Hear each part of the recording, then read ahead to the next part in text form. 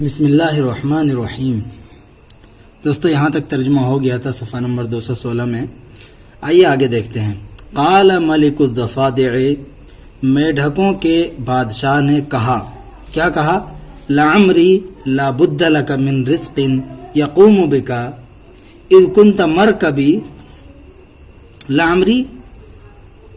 میرے عمر کی قسم، لا بد لک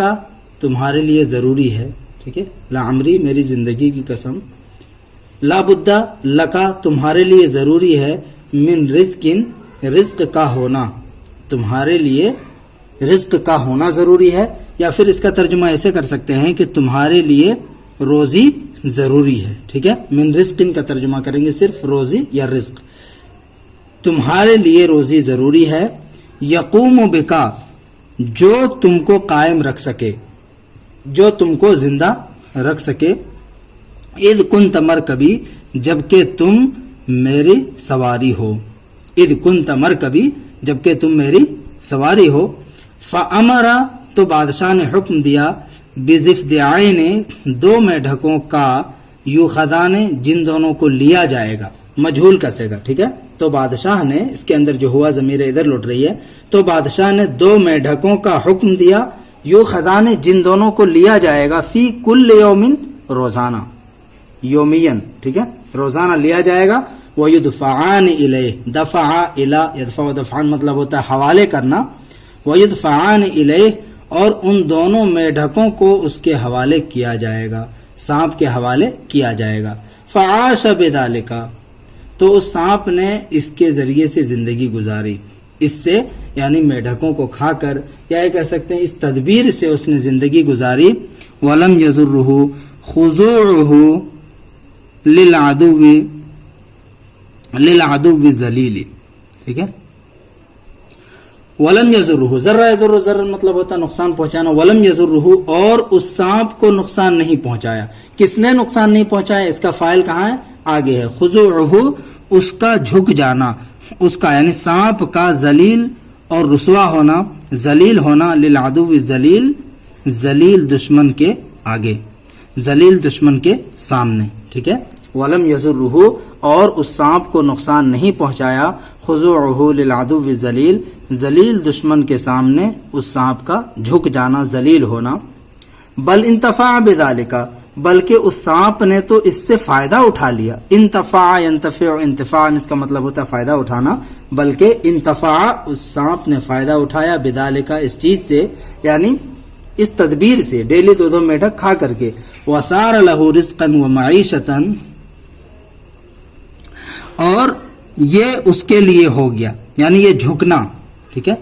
اس کے اندر جو ضمیر ہے اس کی طرف لوٹا دیں گے، وصارا اور سانپ کا جھکنا، لہو اس کے لیے ہو گیا، رزقا و معیشتا روزی اور روٹی کا بندوبست، روزی روٹی کا سامان، ٹھیک ہے، رزق معیشت بولتے ہیں زندگی گزارنے کا سامان، تو رزق اور زندگی گزارنے کا سامان اس کے لیے ہو گیا، وکذالک اسی طرح سے، کان صبری علی ما صبرت علیہ اسی طرح سے میرا صبر کرنا، علامہ اس چیز پر، صبرت علیہ جس پر میں نے صبر کیا، کس چیز کے لیے تھا؟ التماسا لهذا النفع العظیم الذي اجتمع لنا فيه الامن والظفر وهلاك العدو والراحة منه، ٹھیک ہے، دیکھیے اسی طرح سے میرا صبر کرنا ان چیزوں پر جس پر میں نے صبر کیا، کس لیے تھا؟ التماسا لهذا النفع العظیم الذي اس عظیم فائدے کو لینے کے لیے،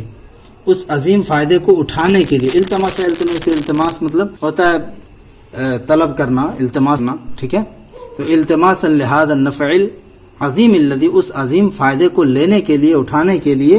اجتماع لنا فیہ جس کے اندر ہمارے لیے جمع ہے، یعنی جس میں ہم کو حاصل ہو جائے، الامن امن و امان، والظفر اور کامیابی، وہلاک العدو اور دشمن کی ہلاکت، والراحت منہ اور اس سے راحت، ٹھیک ہے، الذی اجتمع تو میرا صبر کرنا ان چیزوں پر جس پر میں نے صبر کیا، عظیم فائدے کے تحت، اس عظیم فائدے کے تحت تھا، الذی اجتمع لنا جو ہمارے لیے جمع ہوا، یا جس کے اندر ہمارے لیے جمع ہوا امن، کامیابی، دشمن کی ہلاکت اور اس سے راحت، یعنی دشمن سے راحت.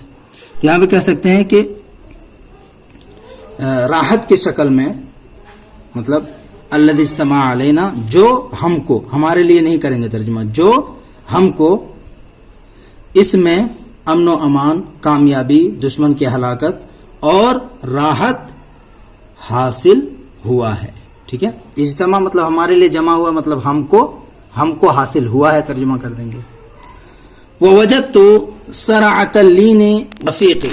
وجدت اور میں نے پایا، السرعہ تو بولتے ہیں حالت کو، ٹھیک ہے، جیسے بولتے ہیں نا علی کل سرعۃ، مطلب ہر حال میں. تو میں نے پایا سرعۃ اللین والرفق، نرمی اور مہربانی کی حالت کو، اسرع زیادہ تیز، و اشد اور زیادہ سخت، استیصالا زیر کرنے والا، زیر کرنے کے اعتبار سے، کس کو؟ للعدو، دشمن کو. ٹھیک ہے، اسرع زیادہ تیز پایا، یعنی میں نے نرمی اور مہربانی کی حالت کو زیادہ تیز اور زیادہ سخت پایا، استیصالا زیر کرنے کے اعتبار سے، کسی کو ہرانے کے اعتبار سے. تو استیصالا للعدو، دشمن کو زیر کرنے کے اعتبار سے، من سرعۃ المکابرۃ، مخالفت کی حالت سے. ٹھیک ہے، من سرعۃ المکابرۃ، المکابرہ المخالفہ، من سرعۃ المکابرۃ مخالفت کی حالت سے. ٹھیک ہے. فإن النار لا تزيد بحدتها، کیونکہ آگ لا تزید زیادہ نہیں ہوتی ہے، بحدتها اپنی حدت میں، وحرها اور اپنی گرمی میں،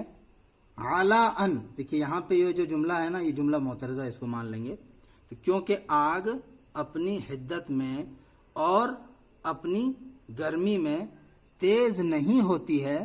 علی ان اس بات پر، تحرق ما فوق الارض منها کہ زمین کے اوپر جو کچھ بھی ہے ان میں سے، یعنی درختوں میں سے، اس کو جلا ڈالے. ٹھیک ہے. اذا اصابت الشجرۃ، جب وہ آگ درخت پر لگ جاتی ہے. کیونکہ آگ اپنی حدت اور اپنی گرمی میں اتنی تیز نہیں ہوتی ہے کہ جب وہ درخت پر لگ جاتی ہے، مطلب اتنی تیز ہوتی ہے، تو آگ اتنی تیز نہیں ہوتی ہے، مگر جب درخت پر لگ جاتی ہے تو درخت کے اوپر جتنی ساری چیزیں اس کو جلا ڈالتی ہے. والماء، یعنی اسی پہ عطف کر دیں گے، فإن الماء، اور پانی، ببردہ اپنے ٹھنڈے ہونے میں، ولینہ اور اپنے نرم ہونے میں،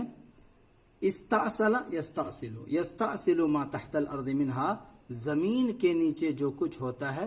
اس میں جا کر کے گھس جاتا ہے. ٹھیک ہے، استأصل سے مطلب ہوتا ہے جڑ مضبوط ہونا. تو پانی اپنے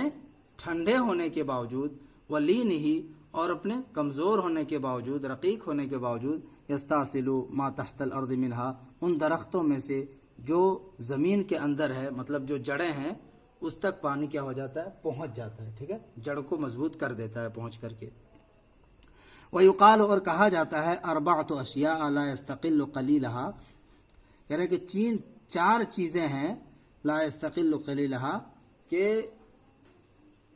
ان کی کمی کو کم نہیں سمجھنا چاہیے. استقل مطلب کم سمجھنا، لا یستقل